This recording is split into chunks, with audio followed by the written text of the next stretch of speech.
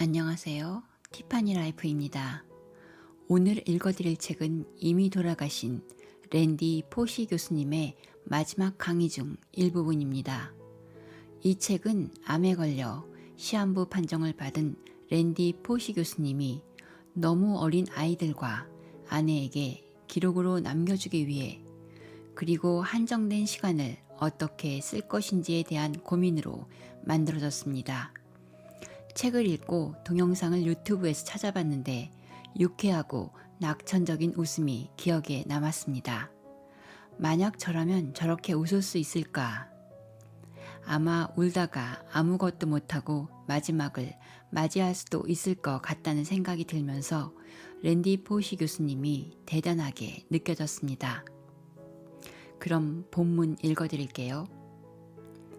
불평하지 마라. 그저 노력해라. 너무나 많은 사람들이 자신들의 문제를 놓고 불평을 하며 인생을 허비한다.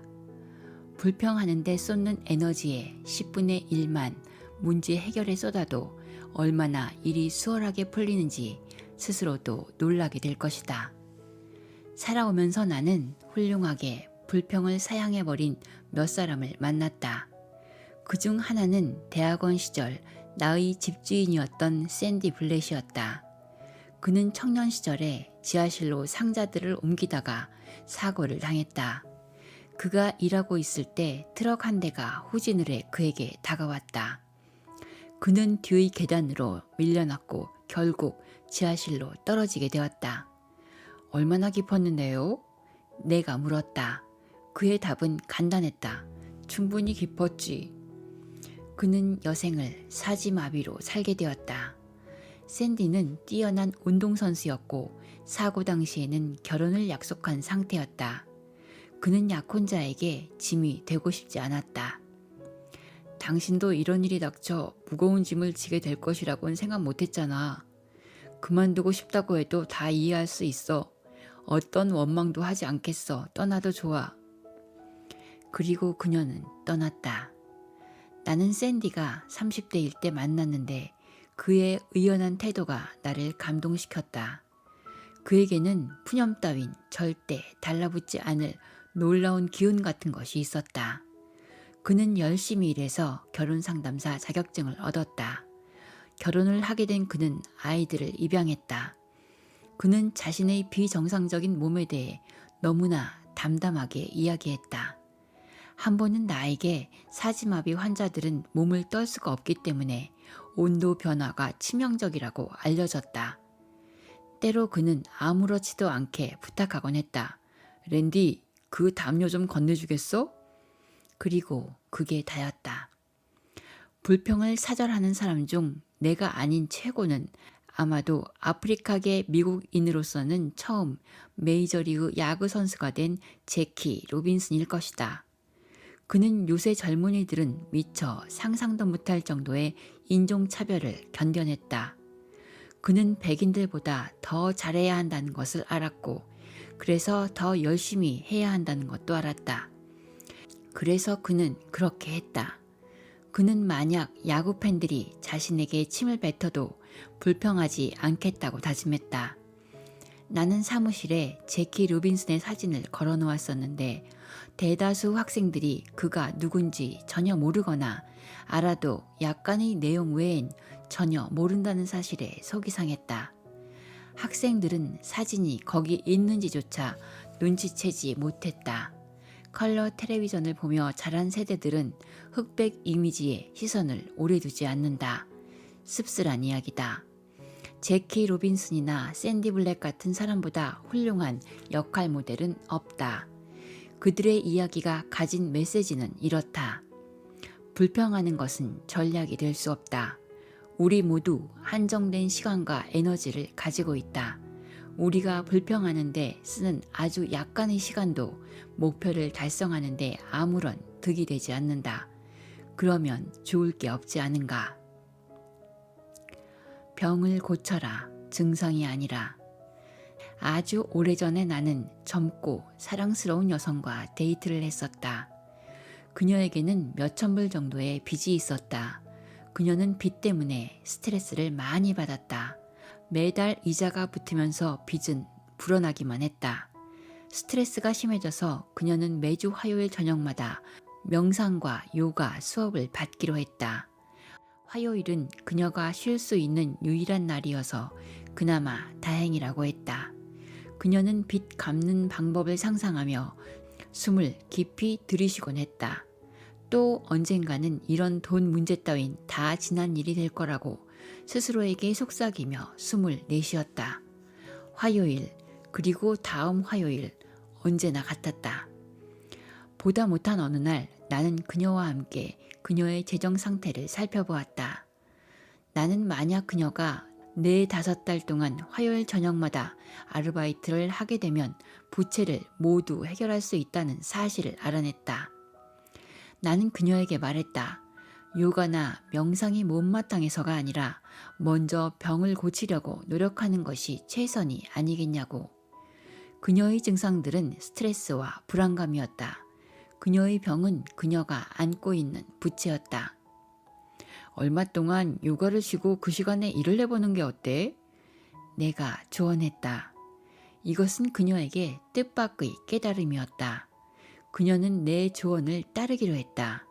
그녀는 화요일 밤에 레스토랑에서 일을 했고 얼마 지나지 않아 빚을 다 갚게 되었다. 그 후 요가 수업에 들어간 그녀는 이번에는 제대로 숨을 쉴 수 있게 되었다. 첫 번째 펭귄이 되어라. 경험이란 당신이 원하는 바를 얻지 못했을 때 얻는 것이다.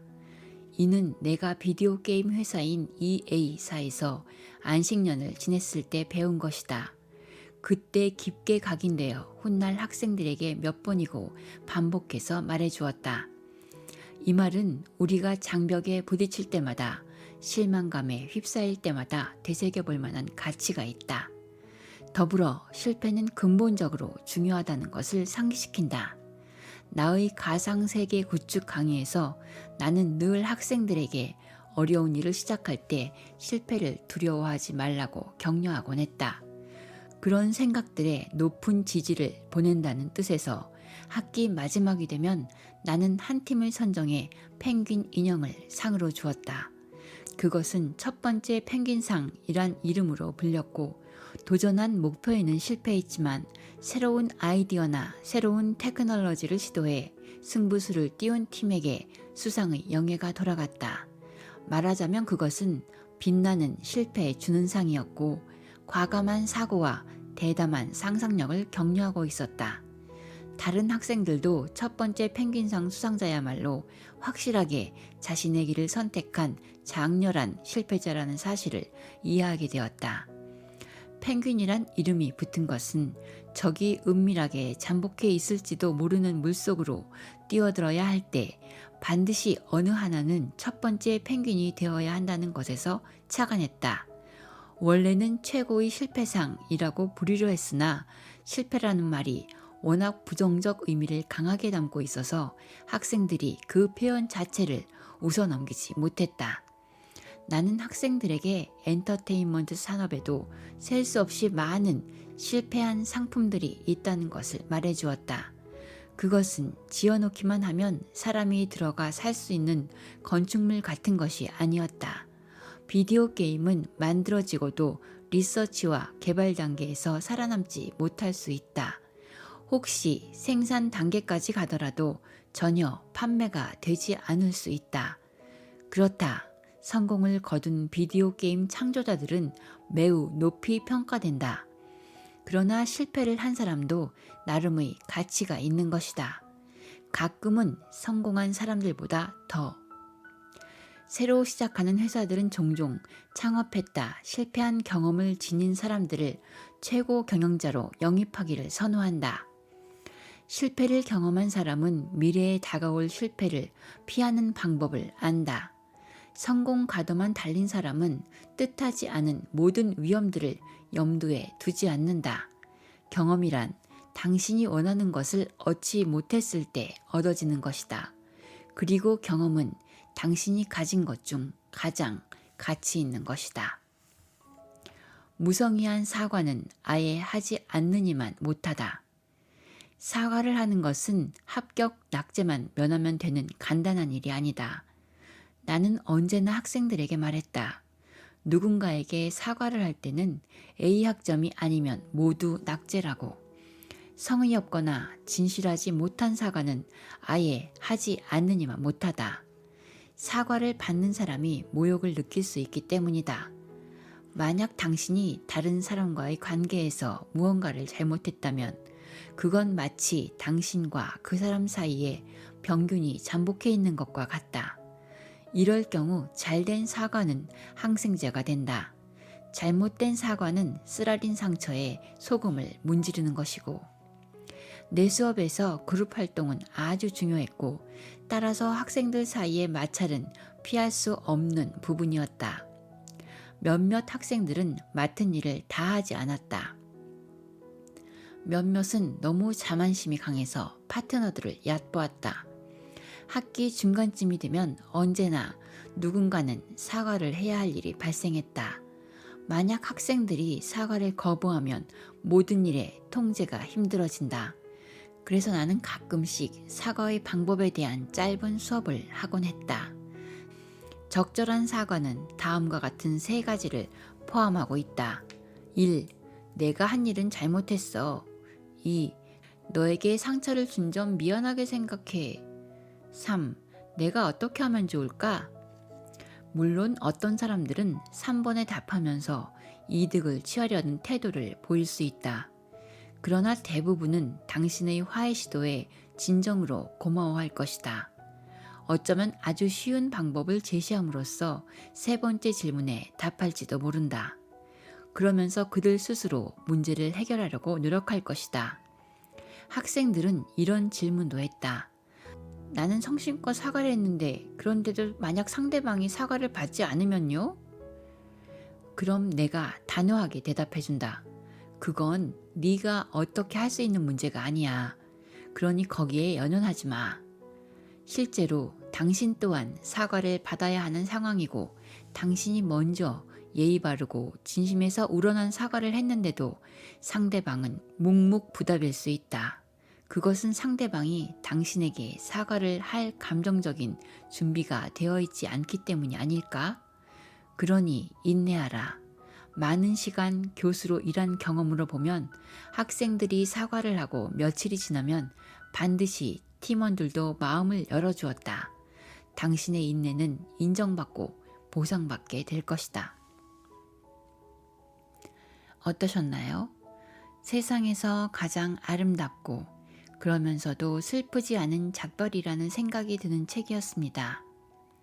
금방 읽어지는 책이지만 시간이 없으시다면 동영상을 찾아보셔도 랜디 포시 교수님의 강의를 들으실 수 있으니 심심하실 때 한번 보세요. 세상에 슬프지 않은 이별이 어디 있겠습니까만 그래도 헤어져야 한다면 뒷모습이 아름답고 싶습니다. 오늘도 들어주셔서 감사합니다.